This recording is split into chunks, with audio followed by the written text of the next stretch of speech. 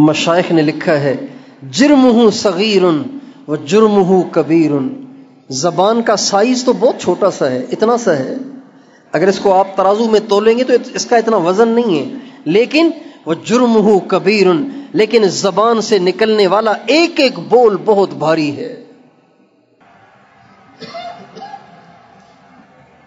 بہت بھاری ہے۔ زبان سے نکلنے والے بول میں بڑی تاثیر ہے، گولی میں وہ اثر نہیں ہے، گولی میں اور بم میں وہ اثر نہیں ہے جو زبان میں اثر ہے۔ ایک مثال کے طور پر ایک باپ اپنے بیٹے پہ غصے ہو گیا، ایک باپ اپنے بیٹے پہ غصے ہو گیا، جب غصے ہوا تو بیٹے نے اپنے باپ سے کہا میں آپ کو باپ نہیں مانتا ہوں۔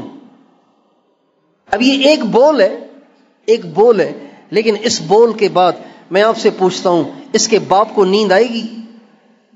بتاؤ بھائی، جب بیٹا اپنے باپ سے کہے میں آپ کو باپ نہیں مانتا ہوں تو اس بول کے بعد باپ کا دنیا میں جینے کو دل کرے گا؟ بتائیے، کیا باپ کو نیند آئے گی؟ کیا باپ سے کھانا کھایا جائے گا؟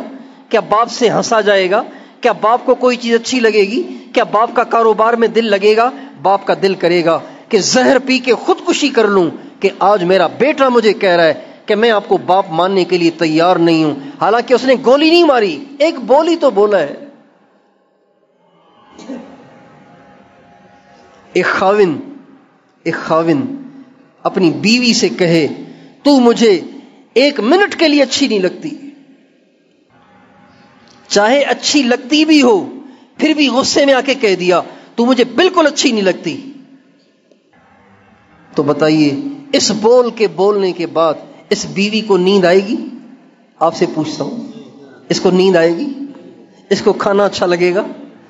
اس سے گھر کا کام کاج ہو سکے گا؟ یہ جیتے جی مر جائے گی کہ نہیں مر جائے گی کہ جس کے لیے ماں چھوڑی، باپ چھوڑا، بھائی چھوڑے، بہنیں چھوڑی، اب میں اس کو بھی اچھی نہیں لگ رہی تو میں تو نہ ادھر کی رہی نہ ادھر کی رہی۔ بول میں کتنا اثر ہے، ایک بول میں کتنا اثر ہے۔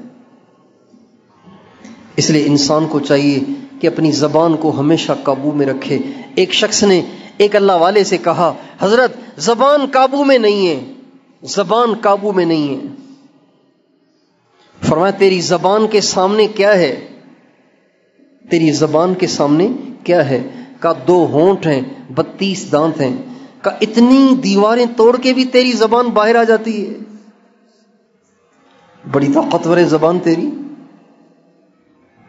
2 ہونٹ ہیں، 32 دانت ہیں، اتنی ساری دیواریں اللہ تعالیٰ نے کھڑی کر دی ہیں، پھر بھی تیری زبان بے قابو ہے۔ حضرت ابو ذر غفاری رضی اللہ تعالی عنہ سے ہمارے نبی نے فرمایا ابو ذر میں تجھے ایسے 2 عمل بتاؤں جو بہت ہلکے ہیں، بہت آسان ہیں، لیکن میزان میں بڑے بھاری ہیں، اللہ کے ہاں بڑے پسندیدہ ہیں وہ 2 عمل اور وہ بہت آسان سے۔ ان کا بتائیے یا رسول اللہ؟ آپ نے فرمایا طول الصمت و حسن الخلق، لمبا خاموش رہنا اور اچھے اخلاق کو برتنا، لمبا خاموش رہنا۔ آج ہم بولنے کو کمال سمجھتے ہیں، بولنا کمال نہیں ہے، خاموش رہنا کمال ہے۔ امام ابو حنیفہ اتنے بڑے عالم تھے، لیکن کتابوں میں لکھا ہے سارا دن خاموش بیٹھے رہتے تھے۔ اگر ان کے 24 گھنٹے تقسیم کیے جائیں کتنا بولتے تھے کتنا خاموش رہتے تھے تو ان کی خاموشی کے لمحات بڑھ جائیں گے۔ امام شافعی، امام مالک، امام احمد بن حنبل اور جتنے اہل اللہ گزرے ہیں ان سب کی زندگیوں کو اگر آپ چیک کریں گے تو ان کی خاموشی زیادہ ہے، ان کا بولنا کم ہے۔ اس لیے اپنی زبان پہ کنٹرول کرنے والا شخص اپنے دین کو بچا سکتا ہے۔ حضرت معاذ بن جبل رضی اللہ تعالی عنہ جا رہے تھے یمن، آپ علیہ السلام نے فرمایا معاذ میں تمہیں ایسا عمل بتاؤں جس عمل کے کرنے سے تیرے دین کی حفاظت ہو جائے، تیرا دین ضائع ہونے سے بچ جائے؟ کہا ضرور بتائیے یا رسول اللہ۔ آپ علیہ السلام نے اپنی دونوں انگلیوں سے اپنی مبارک زبان کو پکڑا اور پھر چھوڑ کے فرمایا معاذ اس زبان کو قابو میں رکھو گے تو دین بچ جائے گا، اس زبان کو قابو میں نہیں رکھو گے تو دین تباہ ہو جائے گا۔ کہنے لگے یا رسول اللہ کیا زبان کے بول اتنے نقصان دہ ہیں؟ کیا زبان کے بول اتنے نقصان دہ ہیں؟ آپ نے فرمایا ہاں معاذ، اے جبل کے بیٹے معاذ، کل قیامت کے دن سب سے زیادہ لوگوں کو جہنم میں لے جانے والی یہ زبان ہی تو ہوگی۔ ایک آدمی نے کہا یا رسول اللہ سب سے زیادہ لوگوں کو جہنم میں لے جانے والی کون سی چیز ہوگی؟ فرمایا سب سے زیادہ جہنم میں لے جانے والی دو چیزیں، ایک زبان، ایک شرمگاہ ہوگی۔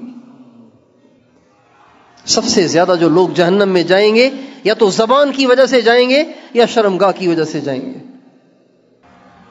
اس لیے ہم اپنی زبانوں کو کنٹرول کریں، بولتے وقت اپنی زبان کو کھلا نہ چھوڑ دیں کہ جو منہ میں آئے کہہ دیں، سوچ سمجھ کے بولا کریں۔